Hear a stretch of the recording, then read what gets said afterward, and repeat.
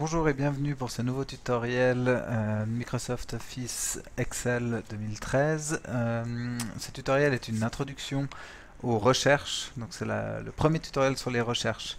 Le but ici c'est de simplement comprendre le concept de cette fonction de recherche. Alors, une fonction de recherche, elle recherche des données dans une base de données.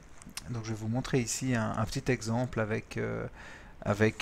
prenons on va faire une petite base de données avec des clients. Donc on va numéroter nos clients, client 1, client 2, client 3, etc. Donc nos clients ont un prénom et un nom, par exemple, et puis éventuellement ils peuvent avoir un âge. Voilà, alors je vais taper des clients. Donc on a Jean, Jeanne et Bob. Jean s'appelle Martin, Jeanne s'appelle Klaus et Bob s'appelle Monsieur Simon. Voilà, Jean Martin a 25 ans, Jeanne Klaus a 40 ans et Bob Simon a 30 ans. Voilà, on peut appeler ça une base de données. Alors évidemment, j'ai que 3 données et assez peu de critères, mais ça suffit pour comprendre le principe. L'idée d'une recherche, c'est de dire, de créer un fichier pour mettre un endroit en évidence. Par exemple, disons ici, dans cet endroit-là, on va demander à la personne qui utilise ce fichier de rentrer un numéro de client et automatiquement le nom, le prénom et l'âge de la personne apparaîtra dans ces cellules que je vais simplement mettre en vert ici. C'est-à-dire on rentre un numéro de client, par exemple 2, et quand je fais Enter, ça devrait écrire, vu que c'est le client numéro 2 que je demande, ça devrait écrire le nom Klaus, ensuite le prénom Jeanne, et puis l'âge 40. Pour faire ça, on utilise une fonction de recherche. Donc, comment est-ce qu'on fait ça? Alors on peut passer par l'onglet formule, aller prendre ici la recherche, recherche V, recherche H, etc. celle dont on a besoin. On peut aussi la taper directement si on la connaît. Je vais vous montrer les deux méthodes. Alors je vais d'abord taper la recherche. Donc on va faire ici une recherche V. Pourquoi recherche V et pas recherche H? Recherche V pour recherche verticale. Verticale parce que les données, ça c'est une donnée, ça c'est une autre donnée, ça c'est une autre donnée. C'est-à-dire que les données sont agencées verticalement. Si on avait les données dans cet ordre-là, par exemple, numéro de client, prénom, nom, âge, et puis on aurait les données ici, 1, 2, 3, 4, avec les prénoms, Jean, Jeanne, non, justement pas, Jeanne ici. Là on voit que les données sont enregistrées horizontalement, elles sont les unes à côté des autres. Donc, si les données sont comme ça, horizontalement, on prend recherche H, parce que c'est horizontal. Si, je vais supprimer ça, si les données sont les unes au-dessus des autres, elles sont agencées verticalement, on utilise recherche V. La plupart du temps, c'est recherche V parce qu'on présente plutôt les données sous cette forme-là. Alors on y va. Je vais taper recherche V. J'ouvre une parenthèse. Alors, très important de regarder ce que Excel me propose ici. Il me demande quelle est la valeur que je vais chercher. Alors, la valeur que je vais chercher, c'est la valeur qui est dans B7. C'est cette valeur-là que je vais aller chercher où? Je vais aller la chercher dans cette base de données. Alors, valeur cherchée, ok. Je peux mettre un point-virgule pour passer à l'argument d'après. L'argument d'après, c'est la table matrice, c'est la table de toutes les données. Donc là, on sélectionne toute la table, attention, sans les titres. C'est uniquement toutes les données de la table. En principe, une base de données, on bloque nécessairement tout parce que ça risque pas de bouger, en tout cas dans l'exemple ici, il n'y a pas besoin. Quand je vais recopier ma formule vers le bas. Argument d'après, numéro d'index colonne. Ça veut dire de quelle colonne est-ce qu'on veut afficher le résultat. Donc là, on voit que c'est le nom que je veux. Le nom, c'est ma 1, 2, troisième colonne. Donc je vais mettre un 3. Parce que c'est le nom que je vais afficher. Et puis, valeur proche, on voit que c'est un argument qui est entre crochets, c'est-à-dire qu'on n'est pas obligé de le mettre.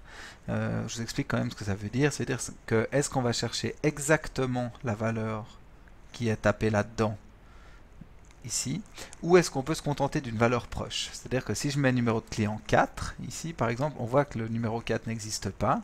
Donc si je mets valeur proche à vrai, 4, il va me retourner la ligne numéro 3, parce que c'est ce qu'il y a de plus proche. Alors que si je mets valeur proche à faux, il va me dire que la donnée n'existe pas. Donc en principe, on veut la valeur exacte, donc on peut mettre faux. On peut mettre faux comme ça, pas entre guillemets, attention, hein, c'est une valeur, ce qu'on appelle une valeur booléenne, c'est pas du texte à mettre entre guillemets.